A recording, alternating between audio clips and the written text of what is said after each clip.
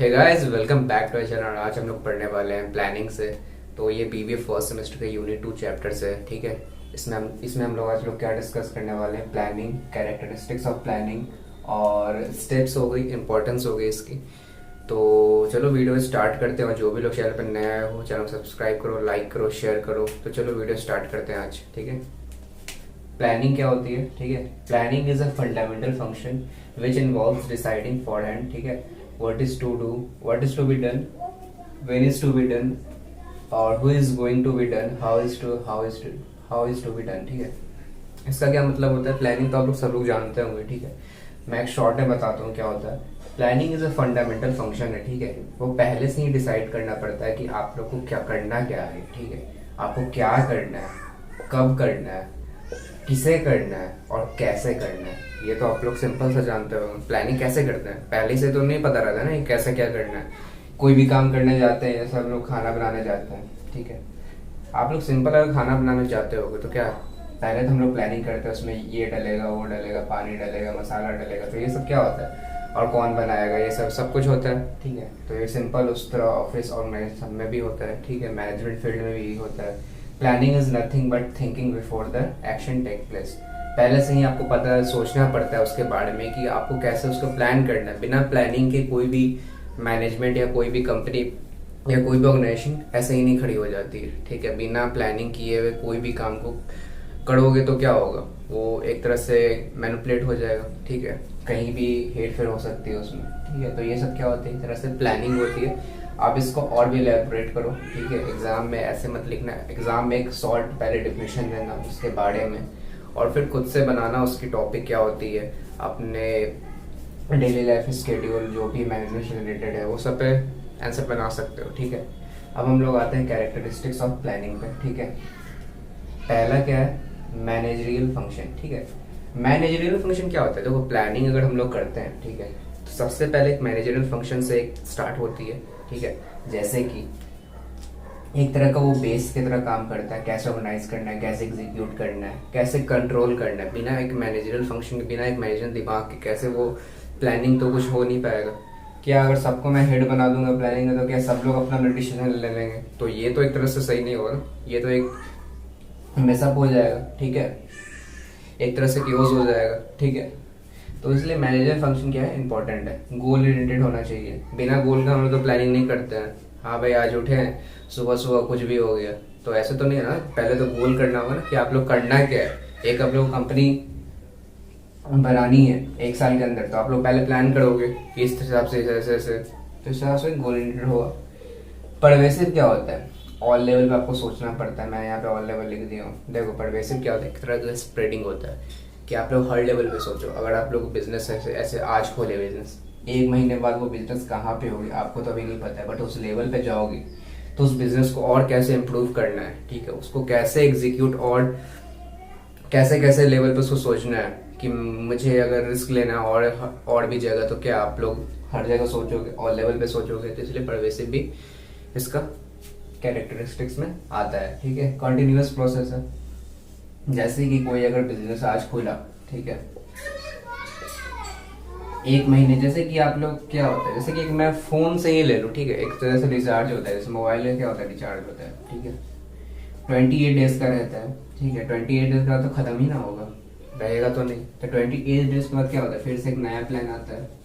तो ये क्या हो गया, एक तरह से आप लोग क्या सोच रहे हो, आप लोग भी तो इस तरह का प्लान कर रहे हो ना। मैं 28 डेज का फिर से मैं प्लान दूसरा लूंगा, मैं तीसरा लूंगा प्लान। तो इस हिसाब से ये हमेशा कॉन्टिन्यूस उस तरह में मैनेजमेंट में भी कॉन्टिन्यूस ये चलता रहता है। कोई बिजनेस अगर 1 मंथ का या 1 साल का ही प्लान अगर कोई चीज बनाता है, तो उससे क्या होता है, वो फिर अगर खत्म हो जाए तो वो दूसरा फिर प्लान करेगा। ऐसा तो नहीं है ना कि बिजनेस ठप करके बंद हो जाएगा, ऐसा तो नहीं है, ठीक है। तो ये क्या होता है, कॉन्टिन्यूस प्रोसेस होता है।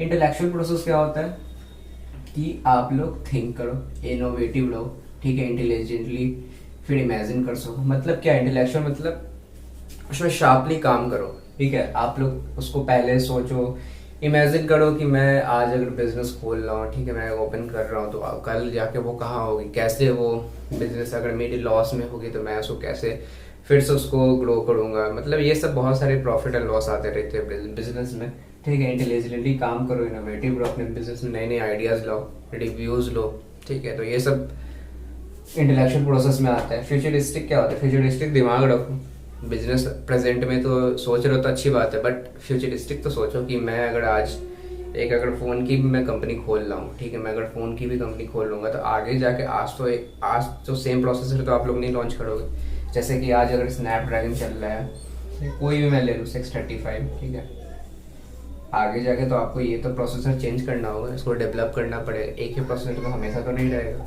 कोई मोबाइल कंपनी क्या होती है, एप्पल आज फ़ोन लॉन्च किया आईफोन 14, तो 14 के बाद 15 तो आएगा, 16 आएगा, 17 आएगा। तो इस हिसाब से क्या फ्यूचरिस्टिक सोचना पड़ता है। डिसीजन मेकिंग बहुत इंपॉर्टेंट होता है इसमें। जैसे कि मैंने बताया कि कोई भी अगर प्लान कर लिए तो उसको कैसे डिसीजन लेना है कि हाँ अगर मैं ये प्लान अगर ऑप्ट कर लेता हूँ तो उसको किस हिसाब से उसको डिसीजन मेकिंग करना है, ठीक है, कैसे उसको फिर से डेवलप करना है। प्लान तो हो गया बट उसको कैसे डिसीजन करना है ये बहुत मैटर करता है। ये कोई कंपनी का टॉप या सीईओ से पड़ता है, हेड करता है। तो इस हिसाब से ये सब डिसीजन मेकिंग में इम्पॉर्टेंस है, ठीक है। अब देखते हैं स्टेप्स क्या होती है। स्टेप्स भी बहुत इंपॉर्टेंट होती है, ठीक है। एनालाइजिंग अपॉर्चुनिटीज़, ये क्या होती है? जैसे कि मैं एक सिंपल फ़ोन की ही कंपनी से मैं ले लूँ, ठीक है। चलो मैं एक आज मानता हूँ कि मुझे एक ब्रांड खोलना है, ठीक है, मुझे अपने नाम पे एक फ़ोन बनानी है, ठीक है। कोई भी ऐसा मैं नाम सोच लिया और मैं फ़ोन बनाने मैं नेट पे देख रहा हूँ कि मुझे किस हिसाब से अपने फ़ोन को डिज़ाइन करनी है, कैसे उसकी प्रोसेसर लगानी है, उसकी कैमरा कैसे सेटअप करनी है, कितने मेगापिक्सल मुझे कैमरा देना होगा जो मेरे मार्केट में चल पाएगी। तो मैं क्या कर रहा हूँ, नेट पे मैं देख रहा हूँ कि अगर ये Xiaomi ऐसा बना रही है, Realme ऐसा कर रही है, एप्पल ऐसा कर रही है, सैमसंग ऐसा कर रही है, तो वो सबको कंपनी को मैं एनालाइज करूँगा, ठीक है। पहले मैं क्या करूँगा, एनालाइज ही ना करूँगा फिर क्या सब और कंपनी क्या कर रही है, तो मैं क्या करूँ कि मैं उससे ज़्यादा अगर मैं बनाऊँ तो मैं उससे ज़्यादा सेल कर पाऊँ, मेरी भी अपना ब्रांड नेम हो। तो क्या होता है, सब पहले एनालाइज होता है, ठीक है। आप लोग अगर एग्जाम की मैं बात करूँ तो एग्जाम के पहले आप लोग क्या एनालाइज करते हो कि कौन सा टॉपिक कहाँ से क्या आ रहा है। दूसरे सिलेबस देखते हो ना, सिलेबस हो गया, ये सब हो गया। तो पहले क्या होता है, एनालाइज होता है, सेटिंग ऑब्जेक्टिव होता है। उसके बाद अगर मैं फ़ोन की कंपनी खोल लिया तो क्या मैं ऑब्जेक्टिव देखूंगा कि मुझे कहाँ पे सेटअप करनी है, कौन सी सिटी में मेरा ज़्यादा चलेगा, कहाँ पे ज़्यादा मार्केट प्लेस है। दिल्ली हो गया, मुंबई हो गया, ठीक है, पुणे हो गया, ठीक है। तो वहाँ पे क्या होगा, मैं ऑब्जेक्टिव सेट करूँगा। मेरा ऑनलाइन मार्केट में मेरा ऑब्जेक्टिव होगा कि मैं ऑनलाइन मार्केट में भी देखूंगा। उस हिसाब से एग्जाम में भी आप ऐसा ही करते हो कि आपका ऑब्जेक्टिव होता होगा कि मैं एक साल के अंदर मतलब एक महीने में इतना कंप्लीट करूँगा। इस तरह से सेटिंग ऑब्जेक्टिव मोबाइल फ़ोन में भी होती है या कोई भी कंपनी अगर खोलो तो, ठीक है। डेवलपिंग प्रीमिसेस क्या होता है, सर्टेन एजम्पशन, ठीक है। आपको एक निष्कर्ष निकालनी पड़ती है, ठीक है। एजम्पशन मतलब क्या होता है, निष्कर्ष, ठीक है।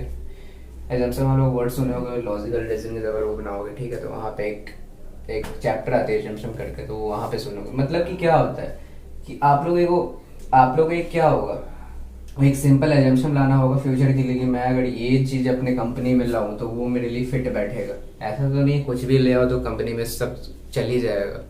मैं अगर मेरी फ़ोन की कंपनी है, मैं अगर अभी 12 मेगापिक्सल की कैमरा प्रोवाइड करूँ तो क्या कोई भी लेगा? ऐसा तो नहीं ना, कोई नहीं लेगा। मतलब कोई तो नहीं लेगा ना, ठीक है, ऐसा तो नहीं है। तो इसलिए मैं डेवलपिंग प्रेमिसेस क्या होता है कि आप लोग फ्यूचर के बारे में देखो कि मैं अभी इतना मेगापिक्सल अगर कैमरा अगर प्रोवाइड कर रहा हूँ तो उससे बेटर करूँ कि जो दूसरे कंपनी कर रही है, ठीक है। तो आप लोग एजम्पशन लो, एक सर्टेन पर्टिकुलर स्टेप लो कि आप पे वो फॉलो करो आप उस कंपनी पे, ठीक है, अपने कंपनी पे, ठीक है। आइडेंटिफाई ऑल्टरनेटिव्स, ये इंपॉर्टेंट है कि आप अपने ऑल्टरनेटिव्स को देखो। मैं अगर बहुत सारी मेरे साथ यूजर्स है, ठीक है, जैसे कि मेरी फ़ोन की ब्रांड है, मैं कैमरा भी देख रहा हूँ, ठीक है, मैं प्रोसेसर भी देख रहा हूँ, ठीक है, मैं रैम देख रहा हूँ, रोम देख रहा हूँ, ठीक है, मैं सारे चारों को एनालाइज कर रहा हूँ, ठीक है। मैं आइडेंटिफाई कर रहा हूँ कि मेरा सबसे बेस्ट क्या होगा। कोई भी कंपनी आज तक नहीं हुई कि उसका हर कुछ बेस्ट है। यहाँ तक कि मैं एप्पल की ही बात करूँ, उसकी सब कुछ बेस्ट नहीं हो सकती है। उसकी कैमरा अच्छी हो सकती है, प्रोसेसर अच्छी हो सकती है, बिल्ड क्वालिटी शायद ही बेस्ट हो, उससे अच्छी सैमसंग की प्रोवाइड करती है, डिस्प्ले अच्छी प्रोवाइड करती है सैमसंग, एप्पल से बेस्ट करती है। तो इस हिसाब सबका आप लोग सब कुछ सही नहीं हो सकता। तो ये सब क्या होता है, आइडेंटिफाई हम लोग कर रहे हैं ऑल्टरनेटिव्स कि मैं किस चीज़ में ज़्यादा बेहतर कर सकूं, ठीक है, कौन सी चीज़ मेरी कंपनी की सबसे बेस्ट है। तो वो मैं जैसे वीवो की क्या है, वो कैमरा सेंट्रिक है, उससे कैमरा बेस्ट होती है, ठीक है। मुझे तो नहीं पता बट उसका जितना ब्रांड होता है वो सबसे ज़्यादा कैमरा फोकस करते हैं, ठीक है। उसका इवेलुएट करो कि अगर मैं इस पे काम कर रहा हूँ, जैसे वीवो है, अगर मैं कैमरा पे काम कर रहा हूँ तो मेरी कैमरा बेस्ट है कि नहीं इवेलुएट कर रहा हूँ, मैं दूसरे से कंपेयर करूँगा, ठीक है। मेरी कैमरा, अगर मैं अपने कैमरा 120 मेगापिक्सल से फ़ोटो खींच रहा हूँ तो उसके 120 मेगापिक्सल से मेरा फोटो कितना बेटर आ रहा है मेरे फ़ोन से, मेरे ब्रांड से। तो ये सब क्या कर रहे हो आप लोग, इवेलुएट कर रहे हो उससे, ठीक है, कंपटीशन देख रहे हो। तो ये सब आप लोग खुद से एग्जाम्पल कर सकते हो। एग्ज़ाम में ऐसा नहीं कि आप लोग खुद ब्रांड ही ले लो, कोई भी चीज़ ले सकते हो, आप लोग कुछ अपना भी आंसर लिख सकते हो, ठीक है। वहाँ पे सेलेक्टिंग क्या है, ऑल्टरनेटिव। फिर अगर आप लोग आइडेंटिफाई कर लिए, इवेलुएट कर लिए, फिर उसका सिलेक्ट तो करोगे, ठीक है। एक चीज़ तो सिलेक्ट करोगे ना कि मेरा अगर कैमरा में काम करना है तो कैमरा में बेस्ट बनाऊंगा, प्रोसेसर करना है तो प्रोसेसर में बेस्ट बनाऊंगा, तो उस पर आप लोग काम करोगे, सेलेक्ट करोगे, ठीक है। तो वो सब क्या होता है, selecting alternative. Implementing action plan. अब क्या करो, सब चीज़ हो गया तो उससे क्या करोगे, इम्प्लीमेंट करोगे, अपना फ़ोन अब लॉन्च करोगे। मेरी अब सब कुछ हो गई तो मैं अब फ़ोन लॉन्च करूँगा किसी डेट को कि मैं सब कुछ हो गया, मैं उसके ब्रांड प्रमोशन करूँगा, जो भी हो गया उसको मैं क्या कर रहा हूँ, इम्प्लीमेंटिंग एक्शन प्लान। तो ये सब हमारी क्या होगी, स्टेप्स। अब मैं बात करता हूँ importance of planning. Importance of planning में अगर मैं बात करूँ तो पहले इसमें क्या है, इम्प्रूव फ्यूचर परफॉर्मेंस। देखो अगर आप लोग पहले से कुछ भी प्लान कर लेते हो तो ठीक है, उससे आपको क्या होगा, फ्यूचर में ईजिली रहेगी एग्जीक्यूट करना, ठीक है। अगर हम लोग उसमें ऑब्जेक्टिव सेट कर ले, कोर्स ऑफ एक्शन पहले सेट कर ले, अगर हम लोग मानते, अगर हम लोग पहले ट्रिप भी जाते, कोई भी अगर ट्रिप प्लान कर लिए, ठीक है, उसमें पहले से हम लोग इम्प्रूव कर लेते हैं, इम्प्रूव परफॉर्म फ्यूचर परफॉर्मेंस की, हम लोग यहाँ पे जाएंगे, यहाँ पे ऐसे करेंगे, यहाँ पे ये खाएंगे, वहाँ पे वो खाएंगे, तो ऐसा होता है ना, इम्प्रूव हो जाता है। पहले से हम लोग हर कुछ पता रहता है, ऐसा तो नहीं है कि हम लोग डायरेक्ट एक्शन लेते हैं वहीं पे, एट द टाइम एक्शन तो नहीं लेना चाहिए, ठीक है। तो ये इससे क्या होता है, लॉस होता है आपको खुद का, इसलिए इम्प्रूव फ्यूचर परफॉर्मेंस इसमें बेटर होता है, ठीक है। Minimising risk and uncertainty. अब इसमें क्या है, अगर हम लोग इंपॉर्टेंस अगर बात करूँ तो इसमें मिनिमाइजिंग रिस्क हो जाता है। अगर हम लोग कोई भी बिजनेस अगर स्टार्ट कर रहे हैं, पहले से उसका प्लान वैन कर लिए कि यहाँ पे अगर मैं ये चीज़ करूँगा तो मुझे यहाँ पे लॉस होगी, ठीक है। अगर मैं यहाँ पे अगर मैं अपना सेटअप करूँगा प्लान तो यहाँ पे मुझे उतना प्रॉफिट नहीं देगा, तो वहाँ पे हम लोग पहले से अगर प्लान कर लेते हैं तो वहाँ पहले मैं मिनिमाइजिंग रिस्क हो जाता है, अनसर्टेनिटीज हो जाती है। अगर मैं खुद का ब्रांड अगर खोल रहा हूँ फ़ोन की तो क्या होगा, मैं पहले से देख लूँगा ना मेरा ऑनलाइन में ज़्यादा सेगमेंट चल सकेगा, किस प्लेटफॉर्म पे अगर मैं अमेजोन पे या फ्लिपकार्ट में सेल करूँगा तो कहाँ पे मुझे ज़्यादा कस्टमर्स मिलेंगे। तो ये सब क्या होता है, पहले से मुझे अगर मैं पहले से अगर ऑब्जेक्टिव सेट करना होगा तो मुझे मिनिमाइज रिस्क और अनसर्टेनिटीज होगी, ठीक है। फैसिलिटीज कोऑर्डिनेशन ऑफ एक्टिविटीज़, ठीक है।